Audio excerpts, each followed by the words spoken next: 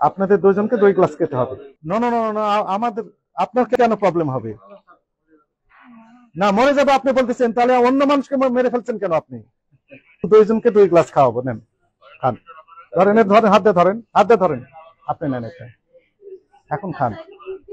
দুইজনেই খেতে হবে, খান। হ্যাঁ হ্যাঁ, আরেকবার বলেন। সরাসরি খাওয়া যাবে না।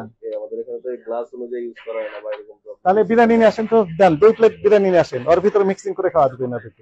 আপনি খেতে পারবেন? সরাসরি খাওয়া যাবে না, খাবার দিয়ে খাওয়া যাবে, খাবারের সাথে মিক্সিং করে খাওয়া যাবে, এই তো। 2 প্লেট বিরিয়ানি নিয়ে আসেন, কাচ্চি বিরিয়ানি নিয়ে আসেন, যান। আপনি খেতে পারছেন না? খেতে পারছেন না? পারছেন না কি? খান। মানে না, কি সমস্যা কোথায়? এটা খেলে সমস্যাটা কোথায়? ফুড গ্রেড খান, আপনি তো বলছেন ফুড গ্রেড। না না না না, আমাদের আপনার কেন প্রবলেম হবে? শুনলেন তো, খুব নামকরা রেস্টুরেন্ট কাচ্চি ভাই। ঢাকা শহরের অনেক জায়গায় তাদের শাখা রয়েছে।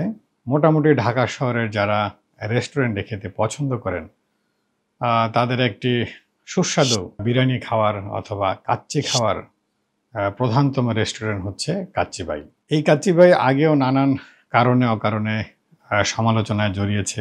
এরকম একটি বিখ্যাত রেস্টুরেন্ট, এরকম একটি নামকরা রেস্টুরেন্ট প্রত্যেক মুহূর্ত প্রত্যেকটি খাবারের সাথে ইন্ডাস্ট্রিয়াল কালার অর্থাৎ কেমিক্যাল রং যেটা কাপড়ে মিশানো হয়, এই মারাত্মক কালারটি এই কাচ্চির সাথে মিশিয়ে একটি চমকপ্রদ কালার করে কাস্টমারের কাছে পরিবেশন করছে।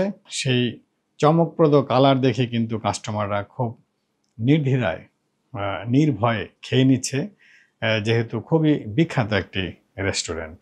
তো যে কথা বারবার বলতে হয় যে দুর্নীতি আমাদের রক্তে, দুর্নীতি আমাদের রক্তের প্রতিটি কণিকায় এবং দুর্নীতি আমাদের জন্মগতভাবেই।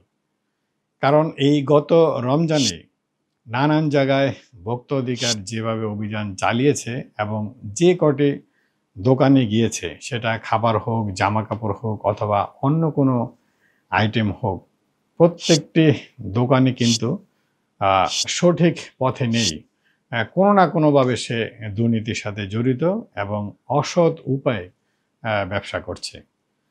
আপনাদের মনে হয়তো থাকার কথা, কোভিডকালীন সময়ে বাংলাদেশে খুব নামি দামি একটি প্রতিষ্ঠান কিন্তু হ্যান্ড ওয়াশে তখন একটি মারাত্মক কেমিক্যাল মিশিয়ে লক্ষ লক্ষ বোতল হ্যান্ড ওয়াশ বাজারে ছেড়েছিল এবং পরবর্তীতে সেটি একটি বেসরকারি টেলিভিশনের একজন রিপোর্টারের কল্যাণে সেটা প্রকাশ পায় এবং তৎকালীন এক ম্যাজিস্ট্রেট সেটা নানান যাচাই বাছাই করে দেখার পরে তাকে 1 কোটি টাকা জরিমানা করা হয়েছিল। আমি প্রতিষ্ঠানের নামটি এই কারণে নিচ্ছি না, কারণ এ সমস্ত প্রতিষ্ঠানগুলো এত বেশি অবৈধ অনৈতিকভাবে টাকা উপার্জন করে, কেউ যদি তাদের বিরুদ্ধে বিন্দুমাত্র কোনো অভিযোগ তোলে, তার বিরুদ্ধেই হামলা, মামলা এবং তাকে ঘায়েল করার জন্য নানান উপায়ে তাকে হেনস্থা করে থাকে। সে কারণে আমি প্রতিষ্ঠানটির নাম নিচ্ছি না, আপনাদের খুব ভালো করেই মনে থাকার। তো এত বড় একটি প্রতিষ্ঠান এমন একটি দুর্নীতির সাথেও জড়িয়ে যেতে তারা কার্পণ্য করে না এবং তাদের কাস্টমারের সাথে জালিয়াতি করতে এতটুকু তারা কার্পণ্য করে না। তাদের একটাই টার্গেট, অসৎ অনৈতিকভাবে অর্থ উপার্জন করা। এই কাচ্চি ভাইও ঠিক একই কাজ করছে। যখন জনগণের কাছে খুব পপুলার সুস্বাদু খাবার তৈরি করে এমন পরিচিতি পেয়ে গেছে, তখন তাদেরকে নানানভাবে এই খাবারের মাধ্যমে প্রতারিত করছে। আপনারা শুনতে পেলেন যে এই কাচ্চি ভাইয়ের 2 ম্যানেজারকে এই রং খেতে দেওয়া হলো এবং তারা বলল যে তারা এই রং খেলে মারা যাবে। তাহলে প্রতিনিয়ত যে পাবলিককে এই রং খাওয়াচ্ছে এবং যেটাকে স্লো পয়জন বলা চলে, মানে ধীরে ধীরে বিষ প্রয়োগ করা, একেবারেই সেটি 100% বলা চলে। দুঃখের বিষয় হচ্ছে এত বড় অপরাধের শাস্তি কি হবে জানেন? হয়তো 3 মাসের জেল নতুবা 1 লক্ষ টাকা জরিমানা। এত বড় অপরাধের শাস্তি। তো একজন মানুষ যদি অনৈতিকভাবে, অন্যায়ভাবে যদি লক্ষ লক্ষ টাকা উপার্জন করতে পারে, তাহলে 1 লক্ষ টাকা জরিমানা দেওয়া অথবা 3 মাস জেল খাটা সেটা তো কোনো ব্যাপার নয়, হতেই পারে। আর মালিক নিজে তো খাটছে না, খাটছে হয়তো খাটবে যে খাবারের সাথে জড়িত, খাবার তৈরি করছে যে সে হয়তো খাটবে, মালিক কিন্তু ধরাছোঁয়ার বাইরেই থেকে যাবে।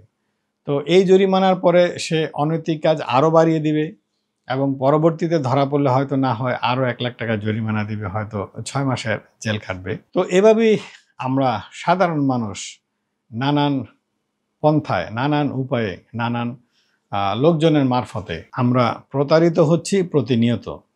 এবং এটাও আমি বলে রাখি, আমার দ্বারাও কেউ না কেউ কোনো না কোনোভাবে প্রতারিত হতে পারে এদেশে, কারণ আমি তো এদেশেরই মানুষ, আমার রক্তে তো এদেশের মানুষের রক্তই বইছে। সব মিলিয়ে যেটা বলা চলে, প্রত্যেকটি সেক্টরে, প্রত্যেকটি ডিপার্টমেন্টে রন্ধ্রে রন্ধ্রে, শিরায় শিরায় আমাদের দুর্নীতিতে ছেয়ে গেছে। আমরা অনৈতিক আচরণে অভ্যস্ত হয়ে গেছি। কিভাবে বেরিয়ে আসবো এই অনৈতিক, এই অপকর্ম থেকে, এই দুর্নীতি থেকে? প্রান্তিক আলোচনা আজ এ পর্যন্তই। ভিডিও ভালো লাগলে কিছু সামাজিক কর্মকাণ্ড করে দিতে পারেন, যেমন লাইক, শেয়ার ও কমেন্টস। ভালো থাকবেন।